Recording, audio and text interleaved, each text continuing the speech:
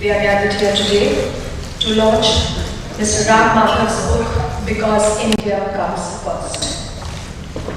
Could I request Ms. Srinjini Kulkarni to kindly join us here and felicitate Mr. Ram Madhav.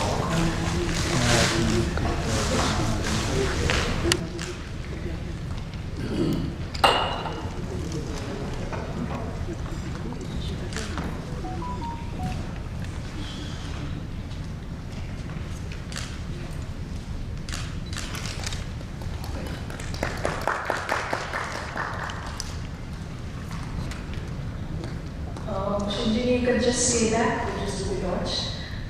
Can I request Ms. Dipali Haseeb, Ehsaas Women of NCR, both she and Shinjini are both are Ehsaas Women of NCR, to come up and we shall launch the book now. And Sangeeta join us as well, please.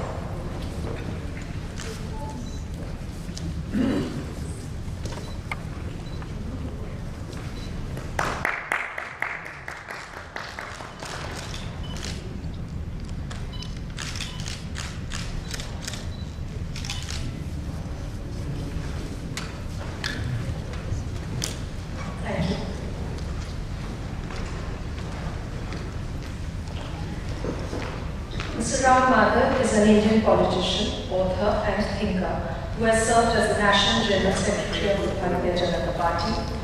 He has been a former member of the National Executive of the Rashtriya Swayamsevak Sangh, the RSS. He also serves as a member of the governing board of India Foundation. Mr. Madhav has written several books in English and Telugu, with the most recent one being Because India Comes First, Reflections on Nationalism, Identity and Culture. He has written for several publications, including the Indian Express and Open magazine. He has also been the editor of Bharatiya Prajna, a monthly magazine in English published by Prajna Bharati, and the associate editor of Jagriti, a Telugu weekly. He has travelled to over 30 countries and has addressed various prestigious forums. In conversation with him is RSS Woman of London, Sangeeta Datta. Dr. Sangeeta Datta is a writer, filmmaker, musician and curator, working between India and the UK. Her books on cinema include World Director Series, Shyam Benegal, and co-edited Rituparna Ghosh, Cinema, Gender, Art and Taboo, The World as His Nest. She has also directed a film on Rituparna Ghosh. Now I request everybody to sit back, relax and enjoy the discussion. Sangeeta, the stage is yours. Thank you, Isha, for the introductions. And thank you to Prabha Khaitan Foundation for hosting this very special evening. Thank you to you, Madhavji, for being here with us for the book launch. We have a very interesting book, and Ram Madhavji has such a wide span of subjects, such a wide span of ideas that have been discussed in this book that we are not going to have enough time to go through everything. But there will be interesting questions leading to another. And I was just telling Madhavji when I met him a little while before that it would be very interesting to start with some perception of him as a person.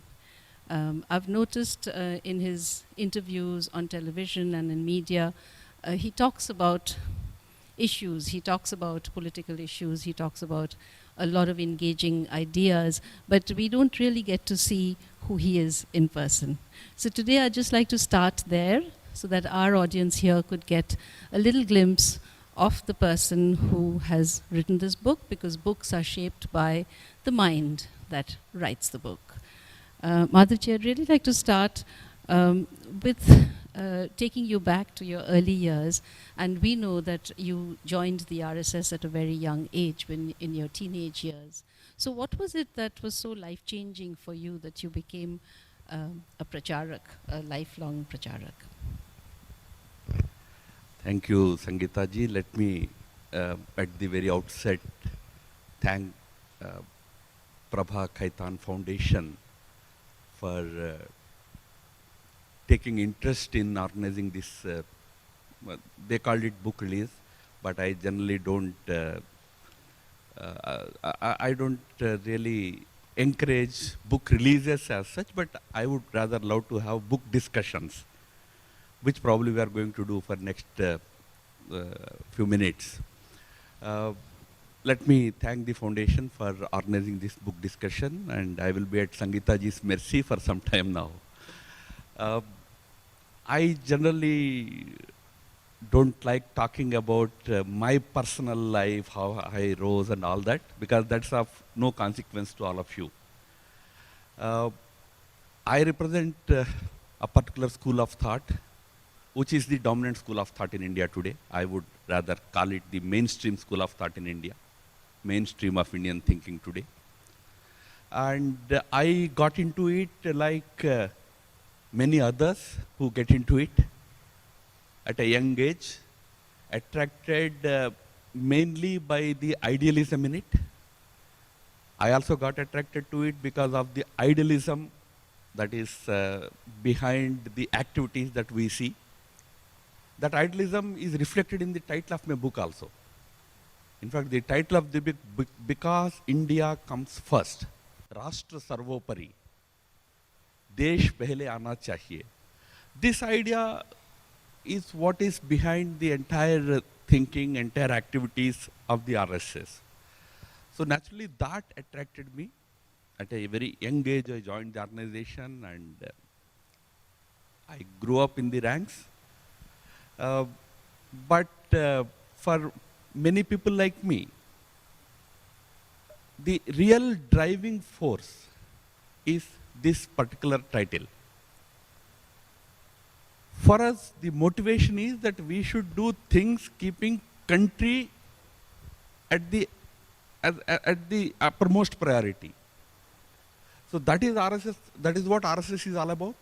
As I understood in the last 4 decades of my association with that organization, that is what we practice in our life, in our lives, in our activities, in our programs. So I think that is the only factor that motivated me to join RSS.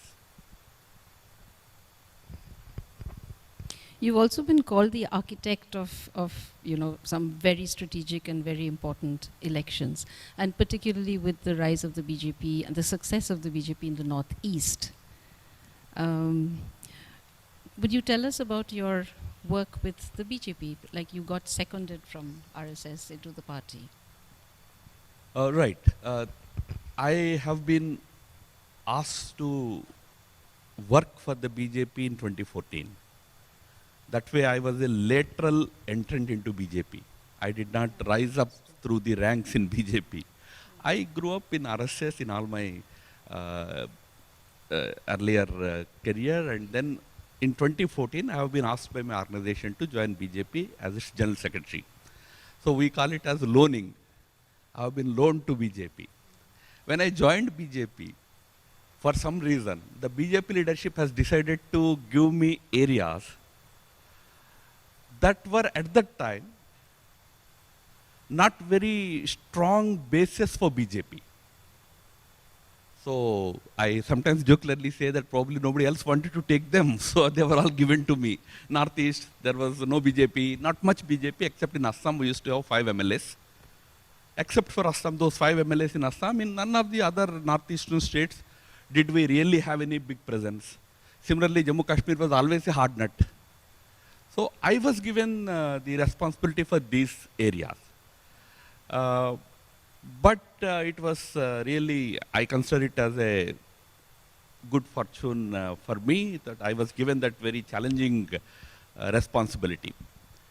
Kashmir is a totally different story, probably we will discuss later. But Northeast was really something that gave me a lot of satisfaction while I was working there.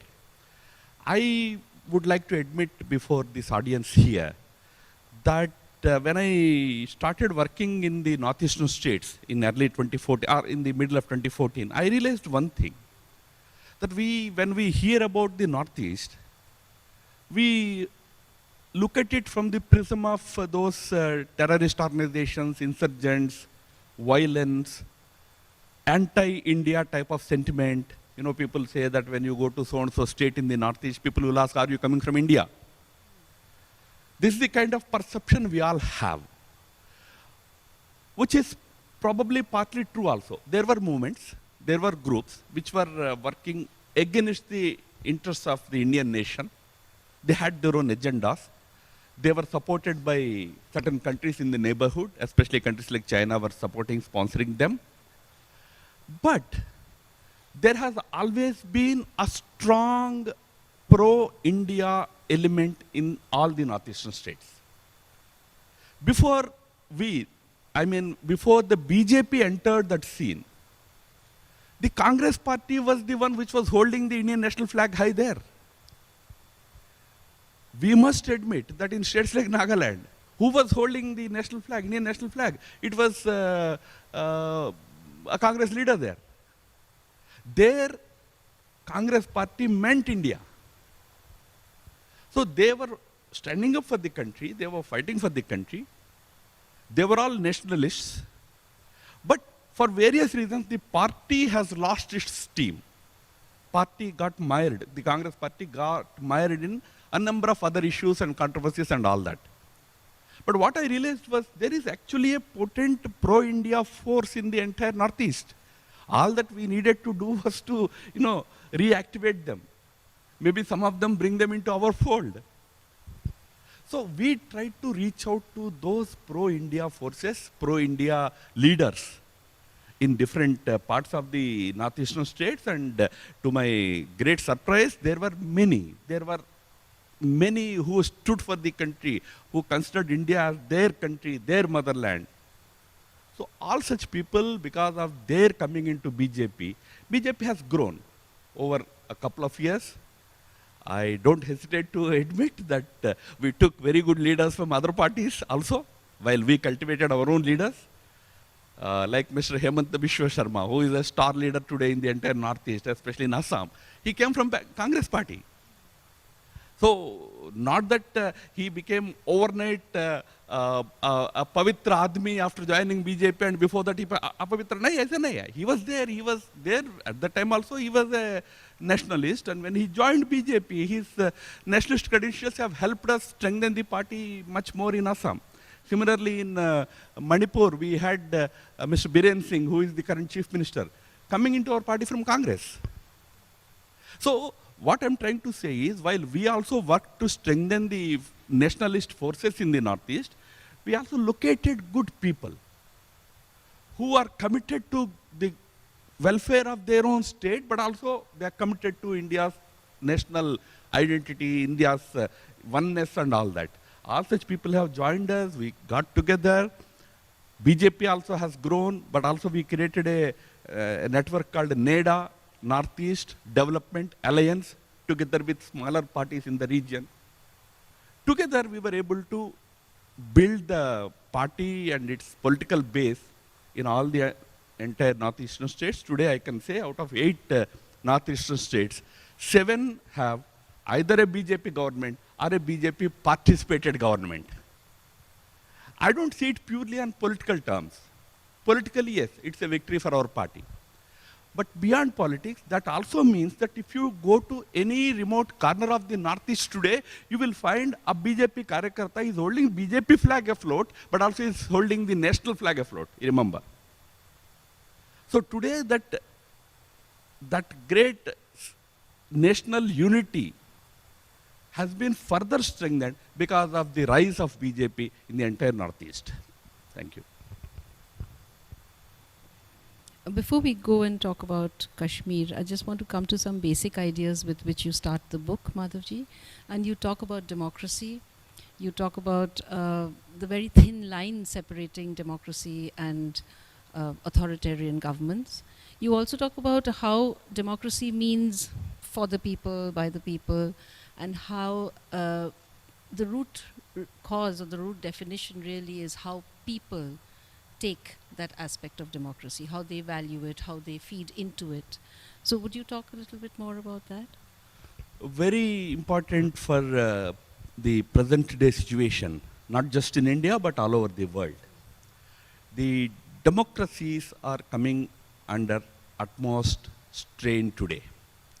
They are facing huge challenges.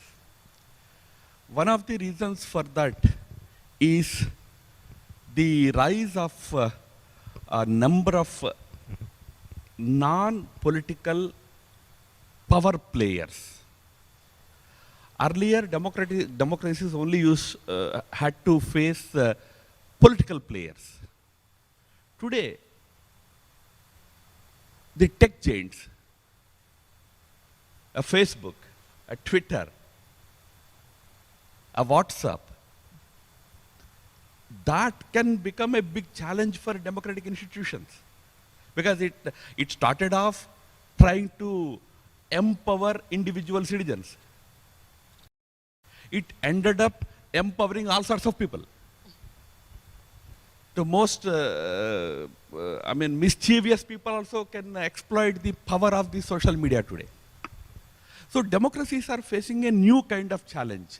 So the political pundits today say that we are entering into a world which is not even multipolar. You know, you hear this word multipolar world, where number of countries are emerging as poles. It's not even multipolar today, it is heteropolar. Heteropolar means there are countries which are rising as poles, but also there are non-country players who are rising as poles. As I said, your tech giants, NGOs, a big force. And one Greta Thunberg can give sleepless nights to governments. So today, the kind of challenge that democracies are facing is from different kind of forces. That is where we all have to be very careful about certain warnings that were given to us at the time of our constitution making. I will just touch upon one or two of those warnings only. When we were making our constitution, on the 25th November 1949 was the last day on which the draft constitution was sealed.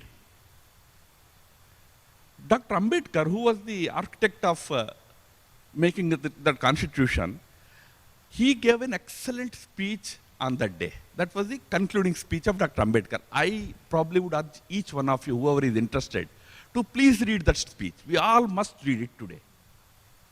In that he says one very important thing. He says, look, now we have become independent and we are also now ready with our constitution. But remember, constitution by itself is not going to really help us. Today, as a people, we now have to resolve that we will not follow the kind of methods we followed during the struggle for independence, namely satyagraha, non-cooperation, violating the rules of the constitution. All these things we followed, we practiced them against the British. They brought us independence also. But now you can no longer have the luxury of continuing with them. You only have to follow constitutional means. You will have grievances, you will have problems, but the only remedy should be through constitutional means. Today, constitutionalism is the greatest need of the hour.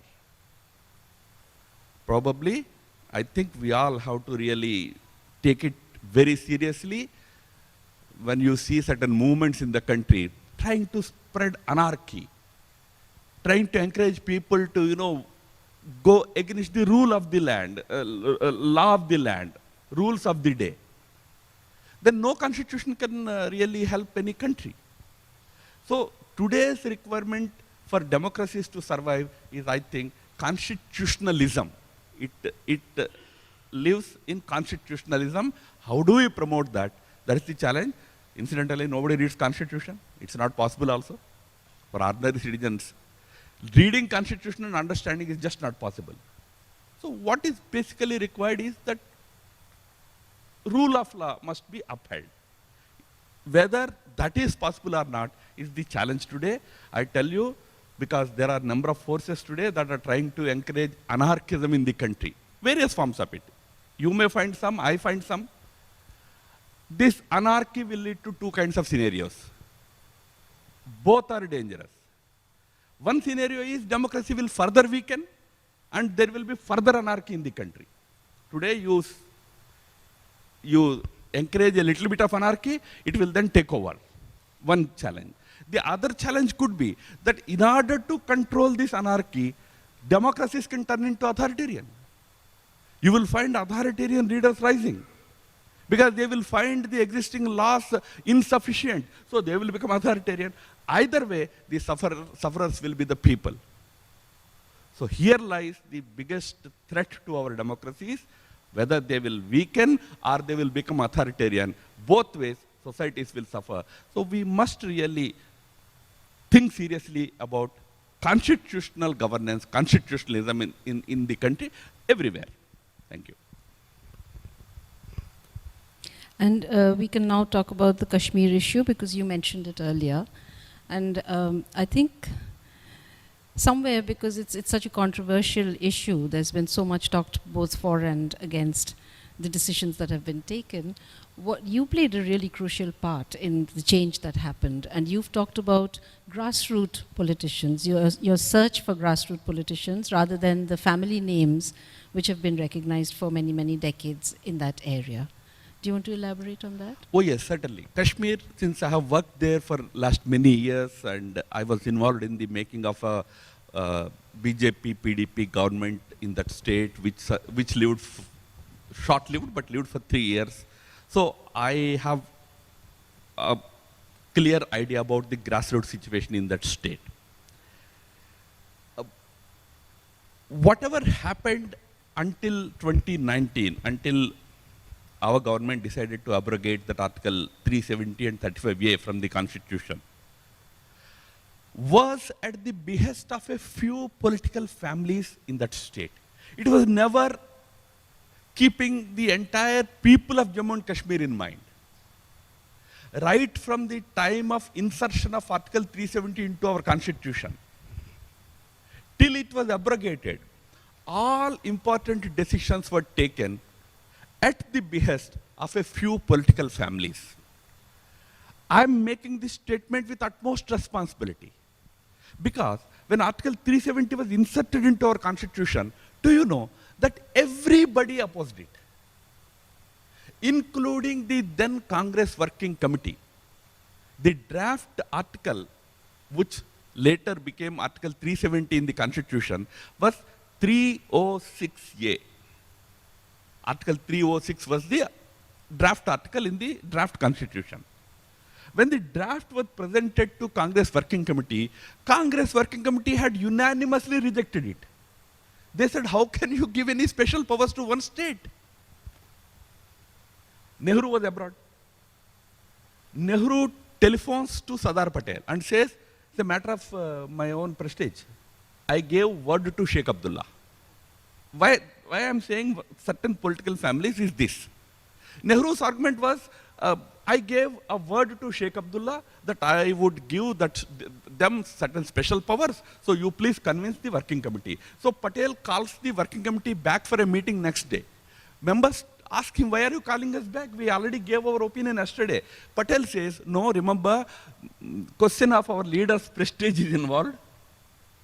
We should not be seen as going against the wishes of our leader. We have become independent just a couple of years ago. So please bear with our leader. We will correct it. So finally the agreement was, we will call it a temporary provision. Article 370 got in like that. Because Nehru gave a word to Sheikh Abdullah, not because people of Kashmir wanted it. And when it was being discussed in the Constituent Assembly, Hazrat Mohani was a Communist Party member from Lucknow. He was there in the Constituent Assembly. Hazrat Mohani was one of the strongest opponents of Article 370, Article 306. He asked the then leader, he asked Nehru, why are you doing this to only Kashmir? Why not then it to Lucknow? Why not to Baroda? Why don't you give special status to Baroda also, Lucknow also? Then Gopalaswamy Iyengar, who was spearheading that article, convinced him, look, there are certain issues involved. It will be a temporary provision. Again, the answer was, it will be a temporary provision. You inserted it through backdoor because Sheikh Abdullah wanted it. You claimed it to be a temporary provision. In 1963, National Conference, the leading party in Kashmir, their members of parliament walk up to Nehru to request him, sir, please end this menace. Because of 370, rest of the country is looking at us with suspicion. We are treated as something different. So please end it, we don't want it. Nehru ne kaha, yes, this article must go. But please bear with it. Ghiste ghis jayega. This is the statement. It will erode and corrode by itself. You don't do anything. Apne aap ghis jayega. See, nobody wanted it. It was actually creating a big psychological barrier between Jammu and Kashmir and rest of the country. Everybody wanted it to go. Nobody had the courage to remove it. Even people did not want it. That is the background of our decision. As far as we are concerned, we have been saying it right from day one. When it was removed, some leaders started saying, you have not consulted anybody, you have done it suddenly. We used to tell them, what suddenly? We have been saying it for the last 70 years. That when we get the chance, we'll remove it. When did we hide it? We believed that it's not in the interest of greater national unity. We removed it. And look at what happened in last close to 2 years. People are not resisting. People are not today protesting. I've seen it in the last 2 years closely when for security reasons some of the leaders were temporarily arrested. I used to think that there would be a flare-up. People would come out onto the streets to protest. Nobody came out. And when I went there to Srinagar, some people privately used to come to me and tell me that, sir, you have done a right thing. Now don't leave them early. Keep them there. That was the kind of anger against these political families. See, what actually now happening in the state is real grassroots political leadership is emerging. We have now conducted elections to village panchayats. We have conducted to district bodies, district boards. We have given them 3-tier electoral system. Now we have removed restrictions on women, restrictions on scheduled castes. All that has led to flowering of grassroots democracy there. Like in Bengal, like in Bihar, like in Tamil Nadu and Andhra Pradesh, today in Kashmir also, leadership will emerge from the grassroots, not only few families. That is the great change that is taking place. I can tell you, we can have political differences over the issue, but it is really helping people of Kashmir. Probably we won't discuss Kashmir more in this session, so I just make one appeal to you.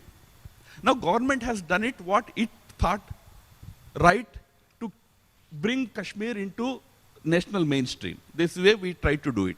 Government has done its responsibility. We all have one responsibility to deliver. One duty to deliver. That is, when we say Kashmir is ours, what does it mean? In fact, I have one full chapter on that. Kashmir is ours means every Kashmiri is ours. Kashmir hamara hai. This is not about Jameen. This is not about territory. It's about individual Kashmiris. Today, constitutionally, Kashmir is ours has been established. Article 370 has gone. But Har Kashmiri Hamara hai, that sense can be given only by all of us, by the rest of the country, by the people of this country. So my appeal to you, all of you is that when you have the next vacation, please plan it to Srinagar. When you have the next pilgrimage, please plan it to Vaishnav Devi or Amarnath if it suits your schedule. And I jokingly say, when you plan the next honeymoon, go to Gulmarg. So in one meeting when I said it, somebody said, sir, you don't know because you are not married. There are no next honeymoons, only one honeymoon. I said, if there is not next honeymoon, you plan it. Who stops you from having one more honeymoon? Go there. So on a serious note, I'm saying we need to today embrace the ordinary Kashmiri, give him that reassurance that you are a part of 1.3 billion Indians. That is the job as citizens of this country we all have to do. Thank you. It's interesting that you say that, Madhavji, because a lot of the debates over the last few years has been about this identity issue, about us and them, about making someone the other, someone who is suspect. You also have chapters on knowing the terrorists, ideas about terrorism. I want to move closer to Bengal. You're here in Kolkata today, and talk about the CAA, because you dwell on it in a very longish chapter in the book. And you've written that it deals with a historical problem of immigration that had roots in Indian partition. You've also written that it's a gross distortion to say that to portray it as an act against any community. So would you tell us Oh yes, more about that? CAA must be understood in a very specific context of fast-tracking citizenship rights to a section of the refugees in India. It's only limited to that. All other propaganda about it is bogus. Number one, to say that we are going to deny citizenship to so-and-so people, particular community. Totally false. In India, anybody can acquire Indian citizenship after fulfilling certain criteria under Citizenship Act, Article 5 of our Constitution. 12 years is the time required for one to seek citizenship, claim citizenship. 12 years of domicile. He should be living in Calcutta for 12 years.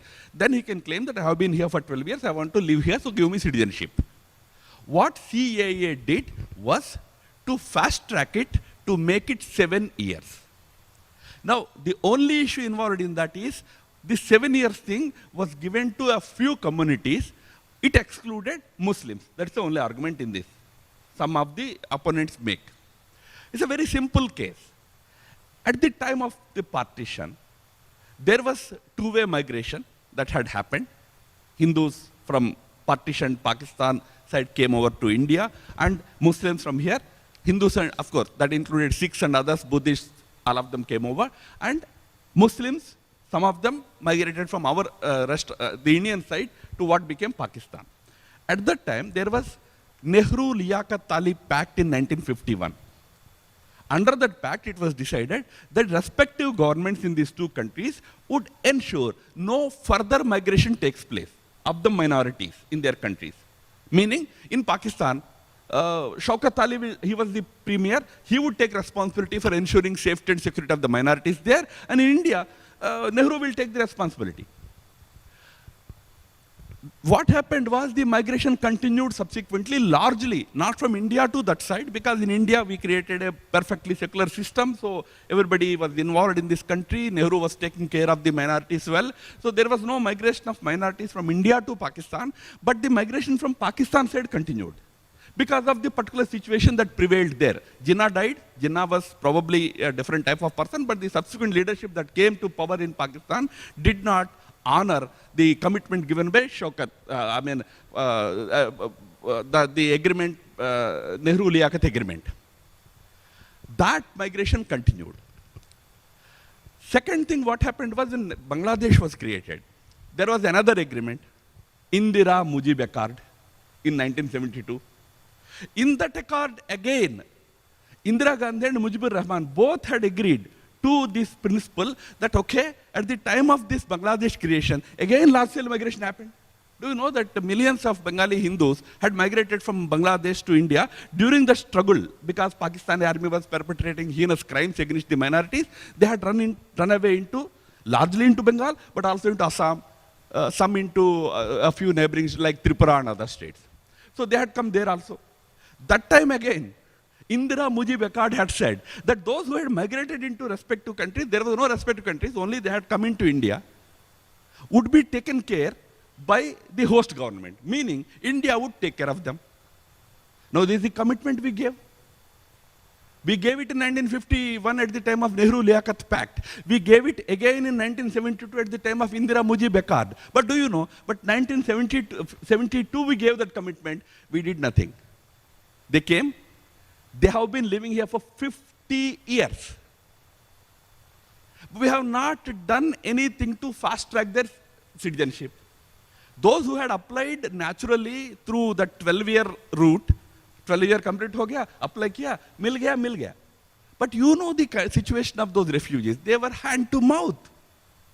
What we did was, those who left, unreached so far, they remained as refugees only, they could not become citizens. We are opening a window for them. That's all. We are not saying anybody can come in now. Those who came before end of 2014, those who had already come here, if they had lived in India for 6 years plus 7 years, they could claim it.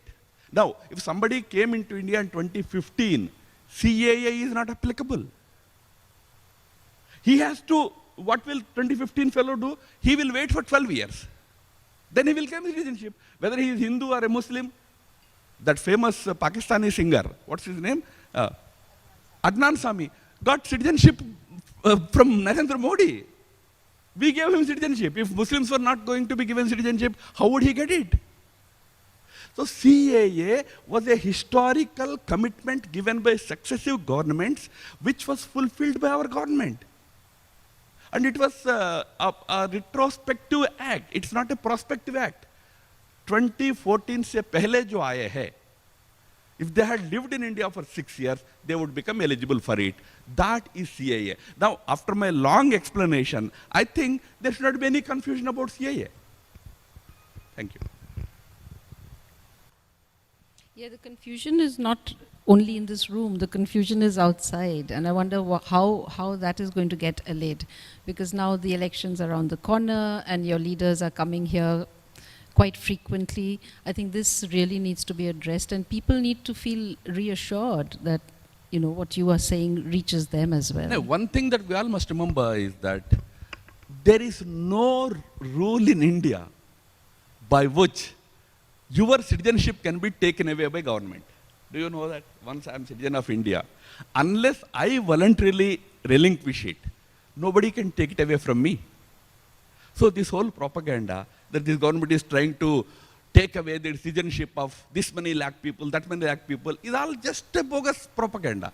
There is no power, no constitutional right, no constitutional power, there is no rule that allows you to take away anybody's citizenship. If you are a citizen, it is up to you to decide whether you want to be the citizen of this country. You live in London. Tomorrow you can decide, no, I don't want Indian citizenship, I will acquire UK citizenship.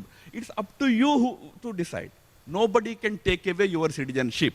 First thing that we must remember, this propaganda ki इनका citizenship खत्म किया जाएगा, उनका citizenship खत्म किया जाएगा.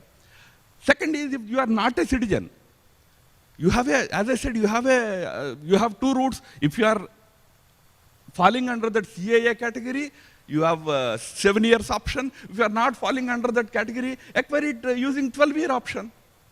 So this one has to understand, this CAA Act is not at all discriminatory or biased against anybody. Thank you. As I said, there's such wide-ranging issues here to talk through, but something that struck me very strongly when I went through the book, Madhavji, was also your deep, deep admiration for Gandhi. And there are more than one essays here where you dwell on Gandhiji, you dwell on what he propagated, what he believed in, and how that has inspired you as well. Now, you're RSS, you also follow Gandhian philosophy, you're also talking about Indic thought, where you're talking about benevolence and peace. So I'm finding you a very interesting person. No, there's absolutely no contradiction. All that I wrote is what we talk about and what we discuss in RSS. Those things, those ideas only I try to articulate through different essays. Now, Gandhi was one of the greatest leaders that this country has produced. You know, scholars have commented that people won't believe that such a human being had ever tread on the earth. He was that kind of a leader. Incidentally, in the last century, in the 20th century, the world was a laboratory of ideas, political ideas, but the contribution of India to that laboratory was only one idea. That was Gandhiji's Ahimsa and Satyagraha.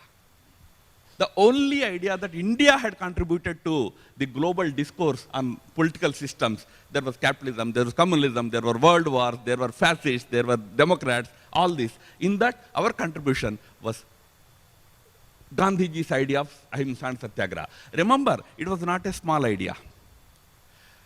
Post India's independence in 1947, Gandhi's idea of non-violent Satyagraha as a way of securing independence had motivated leaders from across the spectrum, right from Martin Luther King in America, to Nelson Mandela in Africa, to Lech Walesa in Poland, to Aung San Suu Kyi in Myanmar. Look at the spectrum. So that one political idea had inspired a number of countries to turn democratic, turn to non-violent struggles. World was more peaceful post the Second World War, partly because of the new weapon that Gandhiji gave to the world. So to that extent, Gandhiji's contribution is immeasurable, great, and we all must appreciate it. Every leader can be discussed. Every leader's political programs can be debated and views can be expressed. Gandhi also was subject to so much of criticism in his own lifetime. In fact, Gandhi at one point writes, had I not had my sense of humor, I would have committed suicide. This is what Gandhiji wrote about the criticism that he endured in his lifetime. So it's not that Gandhi was above criticism.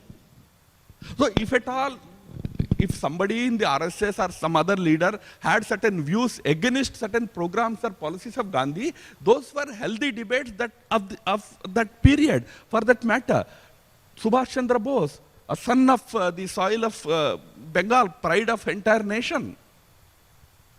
Subhash Chandra Bose had differences with Gandhiji and Nehru, because he was not a very firm believer in Gandhiji's idea of cooperating with the enemy also at the time of the war. So he decided to pursue a different way. But he never gave up his respect for Gandhi, nor did Gandhi give up respect for Subhash Babu. That was the kind of political climate in which those great leaders had lived. So RSS has always respected the contributions of each and every such leader, whether it was Gandhiji, or it was Ambedkar, or it was Subhash Chandra Bose. We have this morning prayer, which we do every day in the morning. It contains the names of all these people. Not today. It has been there right from 1948, 49, 50, right from the time of the demise of these leaders. Subhash Babu passed away in 1945, Gandhi in 48. Immediately we included their names in our morning prayer. So there is absolutely no contradiction. We have great respect for them. Yes, on the question of ideas, many people had disagreed.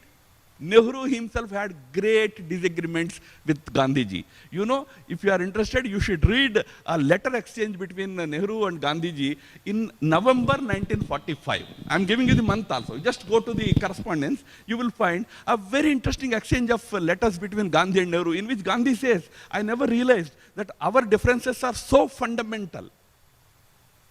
So I would like the country to know about the differences. Then Nehru writes back saying, no, Gandhiji, don't do that. We are just about to get independence. Let the countrymen not get confused about whether I am a real follower of Gandhiji or not. Let people not get confused. Keep it to ourselves. Let us keep these differences to ourselves. So people had differences. But that doesn't mean we disrespect any leader, nor should we disrespect any leader just because we have a different viewpoint. Thank you. I'll come to the last question now before we open it up for the audience. And I think this is again so pertinent and so relevant to us, the relationship between India and China. And what you said was something quite striking, because you said people in India don't know China. They don't know that it's not a country, it is a civilization. And we have to understand that civilizational behavior. So tell us more about that. Yes, you know, we are a very romantic people.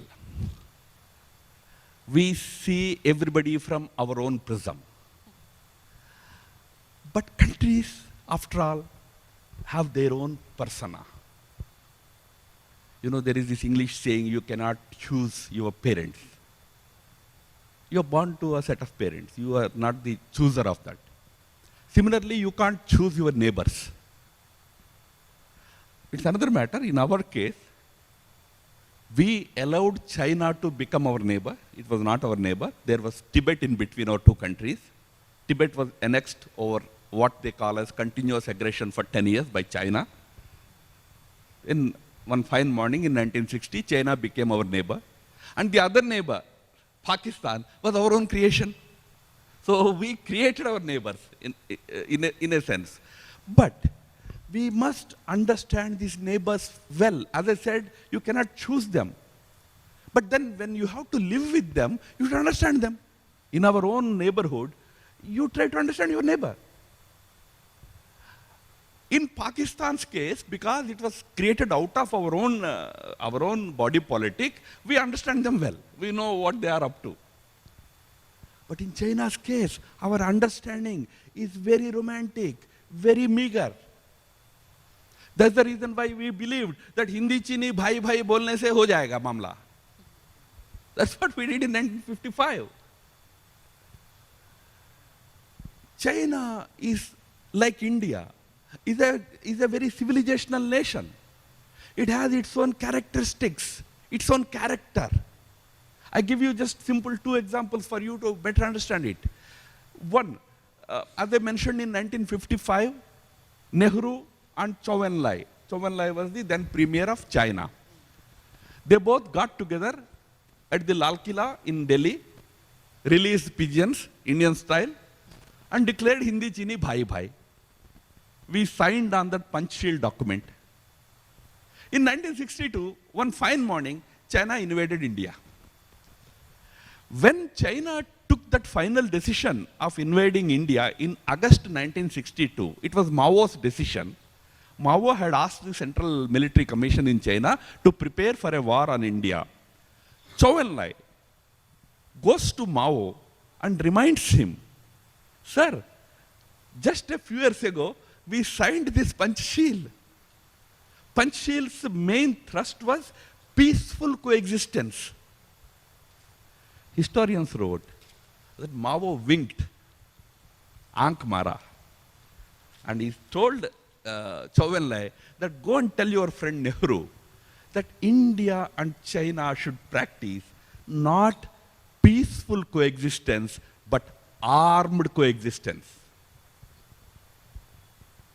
It was too late by then for India. We had to forfeit huge tracts of our territory. Why I'm saying is, we were assuming that because we signed Panchsheel, we don't need any army. So Mao said, first of all, tell him that armed coexistence chahiye. Today we realize the greatness of that. Today we understand that we have to coexist, but coexistence also requires strength. And we showed that strength on the borders. That's the reason why today you have both armies peacefully withdrawing, China peacefully going back. Second is just for us to understand, China's military strategy, which dominates their entire thinking, was from a book called The Art of War by a 2nd century, 3rd century BC scholar called Sun Tzu. Sun Tzu is what Chanakya or Kautilya for us in India. Contemporaries almost. Sun Tzu's Art of War is a very big strategy book for China even to this day. You know, Art of War has a very important statement to make. It says, the art of war is an art in deception. Some of the political science students would have read it from Machiavelli's Prince. In Machiavelli's Prince also he says the same thing. Art is a deception. War is a deception. But it was said for the first time in Sun Tzu's Art of War. He says art of war is an art in deception. Dhoka dhadi hi yuddha hai. What is our understanding? हमारे भगवद गीता शुरू होता है कैसे? धर्म क्षेत्रे कुरुक्षेत्रे. We call the battlefield as dharma kshetra. War is also a part of, you have to wage only a righteous war. You should not indulge in deception. This is the whole understanding of ours. So there is that kind of gulf between us and them. Their thinking is different. China Wall was built, Great China Wall. I don't know if you have seen it or not. If you see it, you will be surprised. It's a huge wall on which trucks can run. That big a wall. It was built only to stop the northern invaders, Mongol and Manchu invaders, from invading the Chinese kingdom. It was built, a huge 3,000-kilometer wall was built. Did it ever occur to any Indian king that we simply have to build a wall across the Khyber Pass? Because all invasions into India, earlier, happened through the Khyber Pass. Did it ever occur to us that we should close that? It won't occur because our thinking is, the whole world is one family, what is it called? Vasudhaiva Kutumbakam. We don't believe in building walls. That is why I said, in fact, that's why I wrote that important essay, that we must understand the neighbor first. Having said it, today, our understanding of that neighbor is much better than those old romantic days. Today we understand them, so we deal with them differently, and that is yielding us different results. Today we are standing up firm on the borders. While talking, we still talk, we still negotiate. We are not warmongers. But on the ground, we will show our strength. Proactive diplomacy together with strong ground posturing, that is what today's government is demonstrating. That is a product of our better understanding of our northern neighbor, namely China. That's what I meant when I said we must understand our neighbor carefully. Thank you. On this note, can we open the floor to questions? How much time do we have, Anindita, to take questions? Okay. And is there a mic going around? Okay.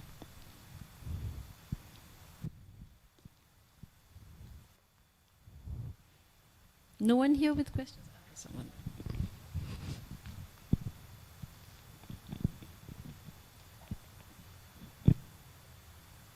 I am V.N. Chaturvedi. I have an army background. I wanted to ask you a question regarding Kashmir. You gave a beautiful treatise on Kashmir. I have also had the occasion of being there. What has disturbed me very greatly when I was there was the class 5 book of social studies, where the first chapter is about right of self-determination. So if in 75 years of our independence, we have not been able to address this very basic issue, are we now prepared to turn the teaching, which is flawed and faulty, because your second invitation to Kashmir, for people to go there, when you go and sit in a restaurant or a hotel, the waiter comes and asks you, have you come from India? Even till today, not one Kashmiri leader says our Prime Minister or our government. They say the government of India and the government of, or the Prime Minister of India. This is, I suppose, a thought process which has evolved over a period of 75 years. So is there something which we need to do about it? Yes, he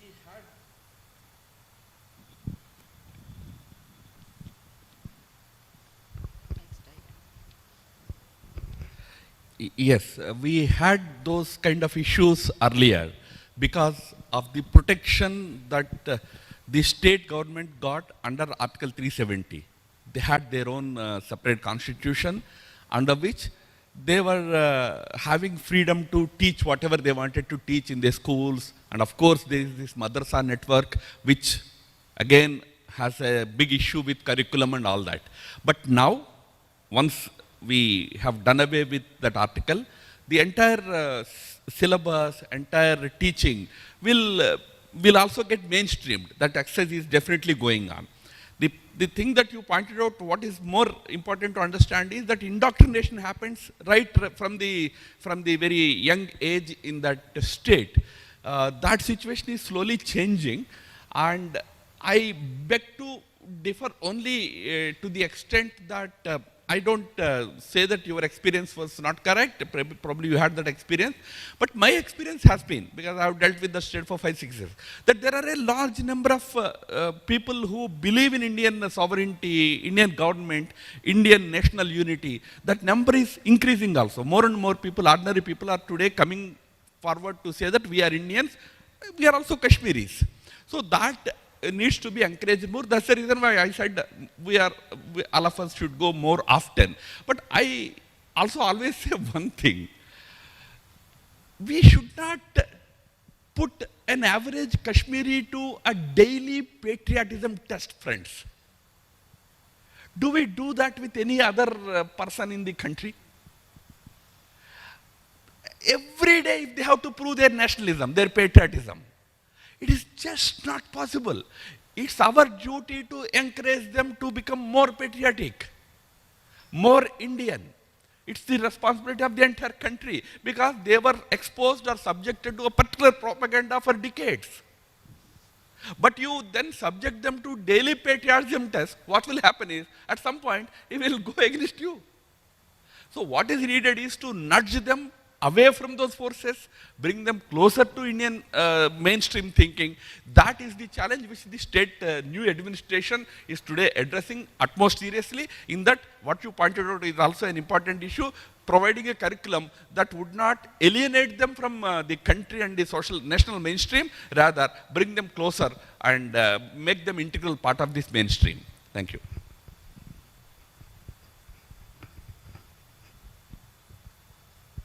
Any other questions?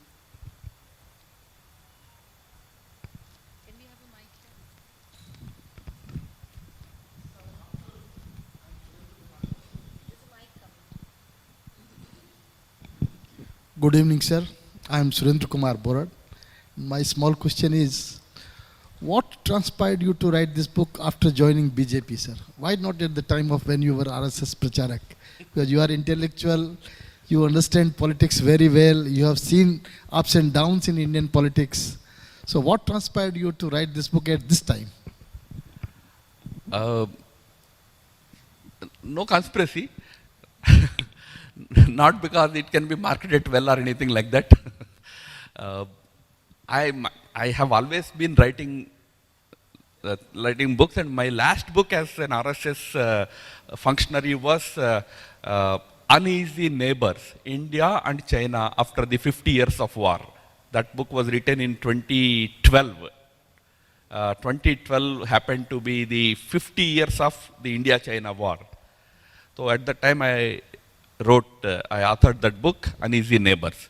So it was a process, I keep writing. So this one came out as a result of my writings in the last 3-4 years after my joining the BJP.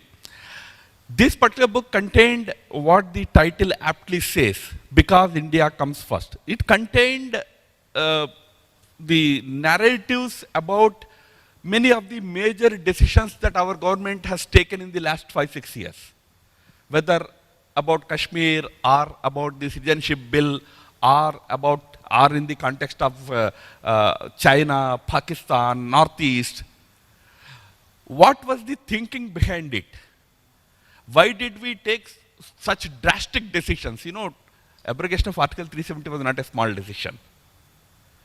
It needed a conviction, which of course we had right from the beginning. As I mentioned, we have always said that when we get an opportunity, we will do away with it. We have always said it. But the conviction that this was not good for India was there even in Nehru's mind. That's why I mentioned to you in 1963, Nehru himself had told the visiting National Conference members that yes, this is not required, it should go, but it will go on its own. Because he had conviction, but he lacked the courage of conviction to do away with it. You have a leadership which has the courage of conviction also.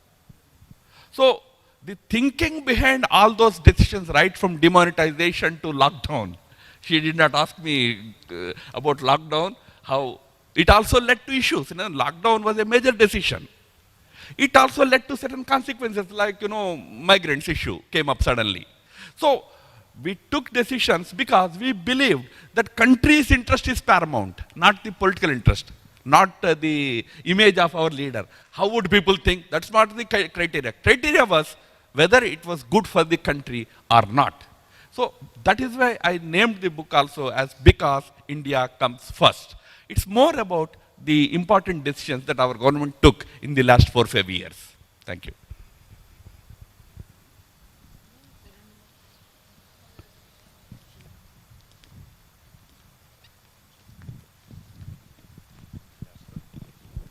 Thank you. Congratulations, sir, on your new book. I have a small question, and maybe you can explain your perspective the best to us, and it'll help us understand better. At the beginning of the talk, you mentioned about non-political players that might be a trouble to democracy and the idea of freedom and how the government handles them. I want to understand from you, why would or how does the government see social media platforms, influencers or activists as someone who can cause issues to the country and the democracy? Yes, that is the most important contemporary challenge that, of course, our government is facing, but not just our government alone, governments all over the world are facing. Now here, social media has got an enormous destructive power also. I'm not saying social media per se is bad. I use social media, you use social media, we all also use it. But it has that potential for misuse also. Has been the experience of each one of us, individual level also. We are all subjected to trolls, we are all subjected to many other kinds of things. But as individuals, we have our own ways of tackling them. But how do countries tackle them? Because these forces, which are not state players, have no boundaries. When you are not controlled or you are not guided by any geographical boundaries, you are not also controlled by any law. You are a law unto yourself. Now look, Facebook and Singapore government had a direct tussle for 1 full year. Facebook simply refused to heed to the government's requests. What happened finally was, today Singapore government came out with the most stringent restrictive law against the social media. Who is the loser? You and me. Because as citizens, we are also now, our freedom is also restricted. So that is what I'm saying. This destructive tendency can lead to two consequences. Number one, governments can be further weakened. You have seen it in the Orange Revolution in the Arab countries. From 2011 to 2013, in a span of 2-3 years' time, at least 10-12 Arab governments have collapsed because of the popular movements. Whether those movements are good or bad, I'm not going into that discussion. Some are good, some are not so good. But what was the driving force? Do you know? It was social media. That means social media has the power to topple governments. From that power, you can simply topple governments. To the other extreme is, today, governments are simply, social media's power is that it can simply silence the most powerful leader of the most powerful country, namely the President of America. He can be simply silenced. That is the kind of power these companies, the social media enjoys. So one is, it will lead to more anarchy, which is what today most of these people like Greta Thunberg and others are trying to do. There is one element which tries to spread anarchy. They want to do that. They will challenge everything. If you want to establish a factory, first complaint will come from Greta Thunberg against it in Calcutta. Not necessarily she knew everything, but then it's a way of spreading certain things. So there is that potential that will weaken our democracy. The other consequence is, governments will become more authoritarian. We will put more laws. We will restrict more. The result will be, maybe innocents also will be subjected to certain restrictions. Both have to be avoided. That's why I said Ambedkar's thing in the beginning itself, that constitutionalism must be adhered to by everybody.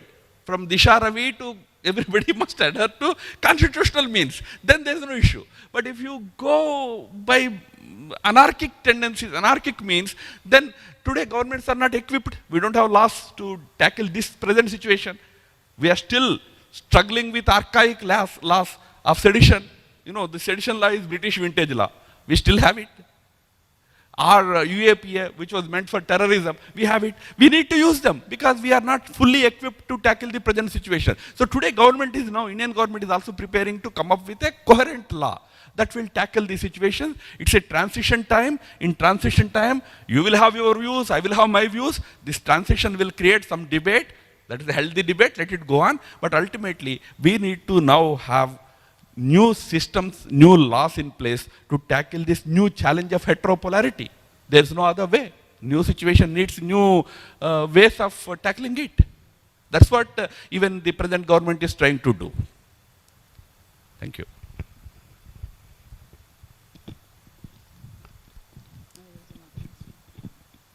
We'll take this as the last question.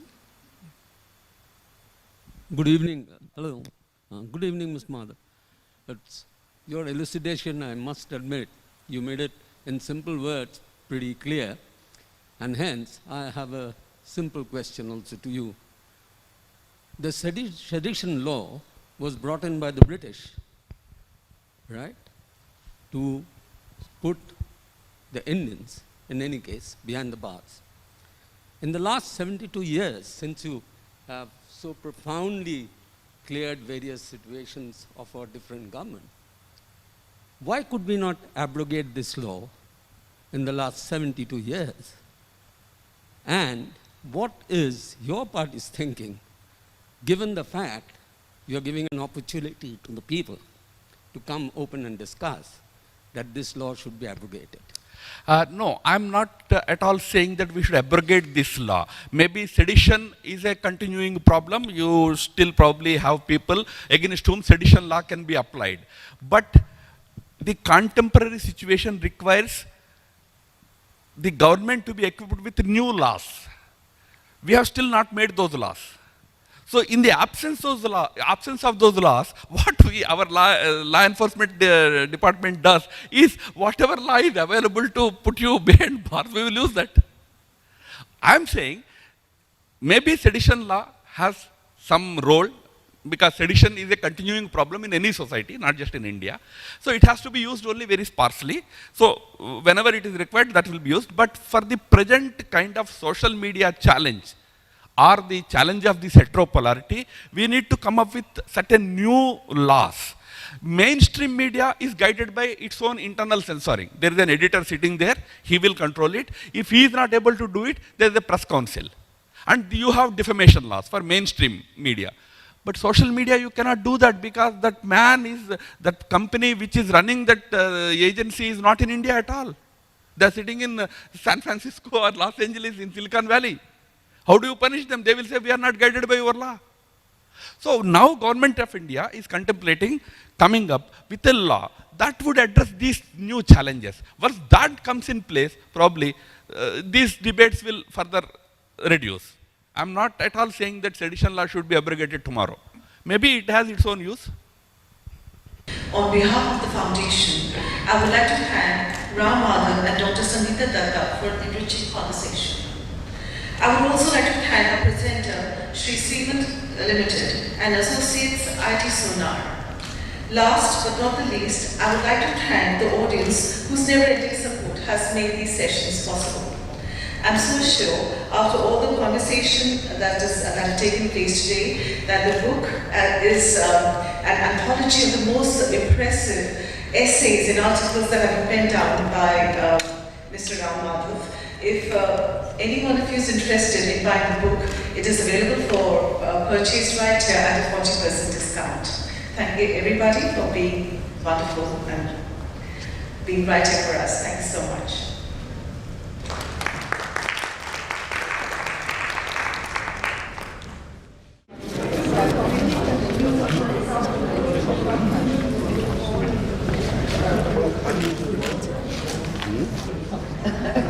जरूर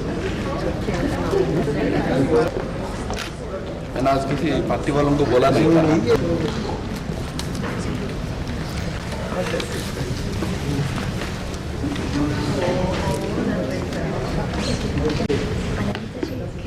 Yeah, sure.